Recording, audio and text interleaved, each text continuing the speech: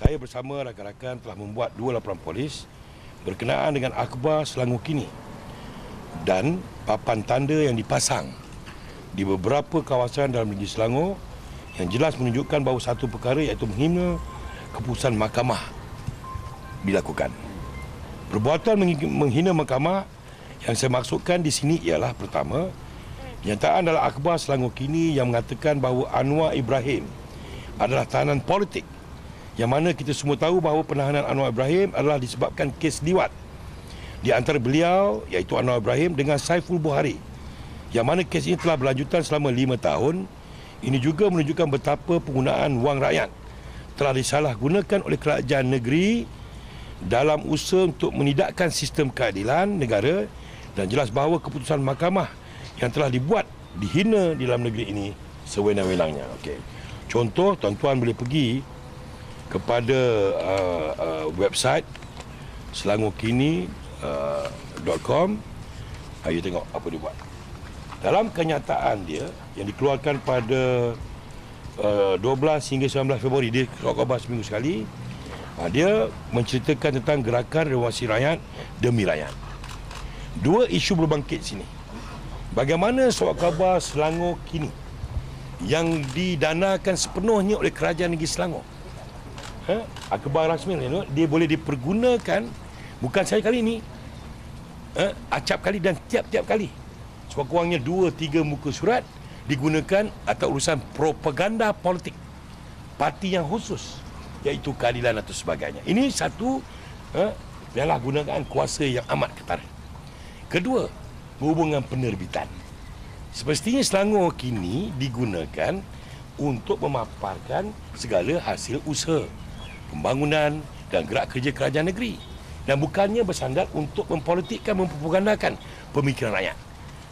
Yang ketiga, KDN sebagai badan pemantau. Walaupun ini surat khabar nyata, dia ganti adalah perkara yang sengaja dia mencabar tentang peranan dan tanggungjawab masing-masing. Dalam keluaran tadi, dia merujuk kepada Perhimpunan Haram Bebas Anwar yang dibuat di depan depan penjara, mengatakan bahawa Anwar Ibrahim ni ditahan bukan kerana yang lain, ialah ditahanan politik. Dia juga sebut di situ Bebas Anwar, tahan Datuk Seri Najib. Ini merupakan hasutan-hasutan yang amat tidak boleh terima. Dia izinkan. Oleh kerana dia memaparkan soal parti, maka saya mewakili selaku Ketua UMNO Bahagian Pengurusi Barisan Nasional, saya ingin mengenengahkan perkara ini untuk diambil susulan oleh pihak yang berwajib. Yang kedua, papan tanda. Tuan-tuan mengingat papan tanda, billboard, yang dipasang di sekitar negeri Selangor yang berbunyi Anwar tahanan politik, jelas, serta bebas rakyat, bebas Anwar. Pula jelas menunjukkan bahawa penglibatan kerajaan negeri, khususnya pihak berkuasa tempatan, yang meluluskan pemasangan papan tanda berkenaan dalam menghina keputusan mahkamah yang telah berlalu. This is a serious contempt of court. Anwar Ibrahim didapati bersalah kerana salah lakunya meliwat Saiful yang menuntut pembelaan, dan proses pengadilan telah berjalan. Dah pun buat keputusan merayu di gagal perayuannya. Jelas kepada dunia hari ini bahawa mahkamah memutuskan Anwar ini bersalah dan dia dipenjara.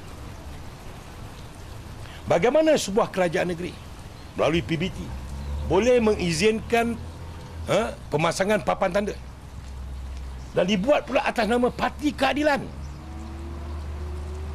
Ini jelas satu penghinaan kepada sistem keadilan.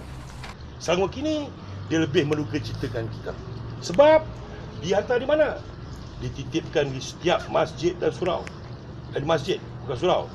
Tiap-tiap kali buat. Buktinya begini. Nah, ini bukti dia.